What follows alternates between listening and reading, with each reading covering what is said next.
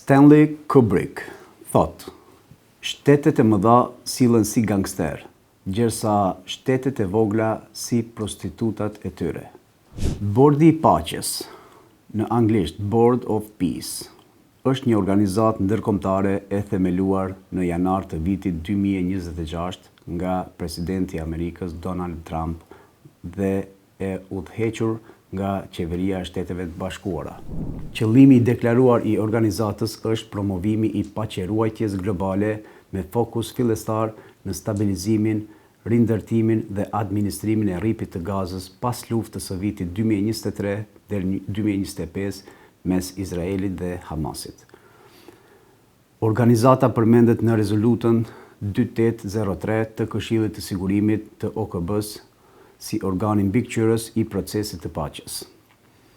Vendet e rajonit të Ballkanit ishin ndër mbështetësit e parë të nismës, duke e parë atë si forcim të aleancës strategjike me SBA-n. Shqipëria. Kryeministri Edi Rama njoftoi se kishte marrë një ftesë personale nga presidenti Trump për t'u bërë antar themelues i bordit. Rama deklaroi se Shqipëria do të kontribuojë me dinjitetin e saj dhe jo financiarisht. Kosova. Presidentja Vjosa Osmani nënshkroi kartën në Davos, duke e bërë Kosovën antare themeluese. Ajo e cilësoi ftesën si njohje të rëndësishme ndërkombëtare. Shumica e vendeve të Bashkimit Evropian, përfshirë Francën, Gjermaninë dhe Suedinë, refuzuan të bashkohen. Arsyet kryesore përfshinin shqetësime se bordi synon të dubloj ose të zëvendësoj Kombet e Bashkuara, si dhe kritika mbi natyrën financiare të anëtarësimit të përhershëm, pra pay to play. Trump, mes tjerash, deklaroi se kombet që janë këtu sot nuk do të mbledhin thjesht para, por disa do të dërgojnë persona për të mbikëqyrur dhe siguruar një paqe të sigurt në Gaza. Indonezia, Maroku, Shqipëria, Kosova, Kazakistani, të gjithë kanë premtuar trupa dhe polici në Gaza. Mendoj që do të kemi disa njerëz shumë të mirë në atë forcë policie. Të gjitha këto vende po punojnë për një vizion që ka të bëjë me paqen në lindjen e mesme. Tani është koha për Iranin që të na bashkohet. Nuk duhet të bëjnë destabilitetin në rajon. Nëse nuk arrihet marrëveshja, gjëra shumë të këqija do të ndodhin. Antarët e Bordit të Paqes janë zotuar të sigurojnë miliarda dollar për rindërtimin e Gazës. Disa prej tyre, si Kosova dhe Shqipëria, do të dërgojnë edhe trupa si pjesë e një force stabilizuese. Pjesëmarrja e Edi Ramës dhe Vjosa Osmanit në një bord ndërkombëtar të paqes u prit me interes, por edhe me skepticizëm.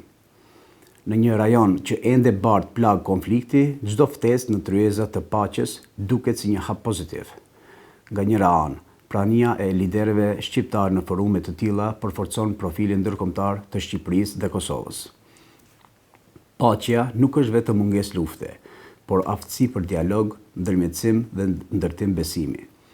Në këtë kuptim, angazhimi në platforma globale i jep rajonit ton një zë më të dëgjueshëm dhe sinjalizon gatishmëri për përgjegjësi ndërkombëtare. Nga ana tjetër, nuk munguan as kritikat se shumë prej këtyre bordeve kanë rol këshillues dhe ndikim të kufizuar praktik. Kur vendet përballen me sfida të thella të brendshme, nga ekonomia te sundimi i ligjit, pjesëmarrja në struktura simbolike rrezikon të perceptohet si diplomaci e imazhit, pa rezultate konkrete për qytetarët. Paqja e folur jashtë kufive mund të tingëllojë bosh brenda tyre.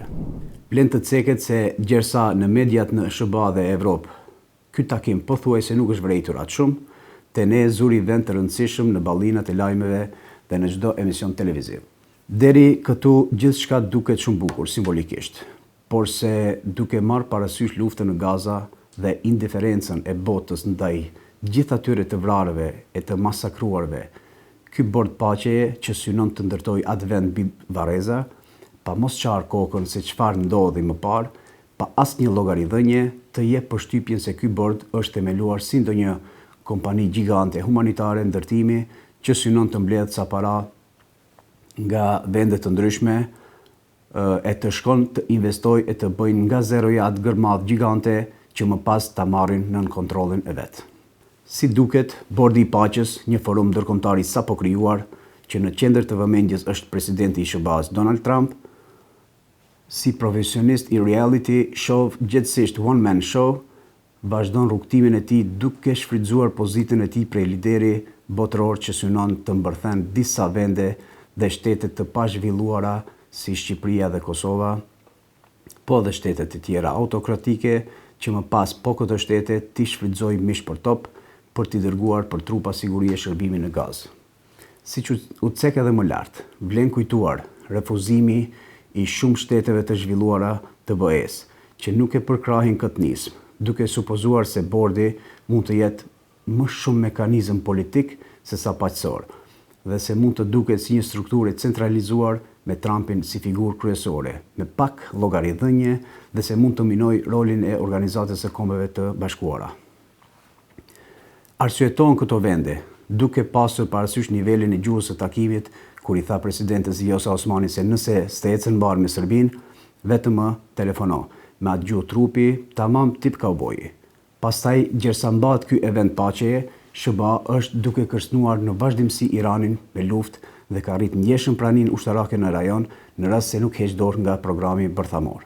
Nuk dua ta shtjelloj e të analizoj thellësisht fjalimin skandalos të Ramës në këtë forum, kur sulmoi Hamasin dhe asnjë fjalë nuk tha për agresorët, pra për izraelitët, për ata që realizuan po atë gjenocid dhe ato vrasje të fëmijëve të pafajshëm. Skandali nuk u ndal këtu. Ai gjithashtu përzjeu këtë forum të paqes me drejtësi ndërkombëtare, kur akuzoi prokurorin për çështjen e të gjykorëve në Hag, gjë që ky ambiguitet në këtë tribun të tillë në diplomaci zorse mund t'i gjesh fillin. Rama aty fliste për përfaqësimin e Kosovës e jo për shtetin e vet përfaqësues, gjë që është e papranueshme ndërkombëtarisht. Por neve shqiptarëve na mjaftoi, na mbushi ekranin e televizorit kur shtrënguan duart me njeriun më të fortë të globit e kur ja pam gjuhën e trupit të liderit ton kombëtar, për një çast na u duk sikur edhe ne tashmë komandojmë një superfuqi botërore. Në thelb, vlera e këtij angazhimi nuk duhet të matet me ftesën, por me pasojat. Nëse prania në Bordin e Paqes përkthehet në mbështetje politike, investime, njohje ndërkombëtare dhe stabilitet rajonal, atëherë është një hap i mençur. Nëse jo, mbetet një kapitull i bukur në CV-n politike, por i varfër në dobin publike qytetare. Më vonë, kjo pjesëmarrje e Shqipërisë dhe e Kosovës në këtë bord mund të nxjerrë probleme dhe të paguhet kosto e lartë, sepse duket që është kundër frymës së BE-s dhe BE-ja këtë organizëm e percepton si rivalitet që po i bëhet OKB-s, kur realisht dihet se ne synimet dhe rrugët tona i kemi të nisura tash e ca dekada për në BE dhe kemi po aq lidhshmëri me këtë organizëm ndërkombëtar. Vasht Zoti që ky mekanizëm ndërkombëtar, pra Bordi i Paqes, të mos na përfundoj si Bordi i Paçës. Dhe shpresojmë se kjo aventurë e një lideri si Trumpi, sa karakteristik, aq edhe i pa precedent, të mos jetë një ftesë që vetëm i kaftuar për të drekuar e për të ngrënë një paqë, që më vonë mund t'ja djeg buzët të ftuarve, sepse ne jemi të parët dhe shquhemi për nisma të tilla globale, pra ju përgjigjemi ftesës së të fortëve kur na ftojnë dhe nuk çajmë kokën fare e nuk analizojmë pavarësisht kostos, sepse akoma gjallojmë ato thënjet se nëse nuk je në tavolinën e të fortit, atëherë je në menu.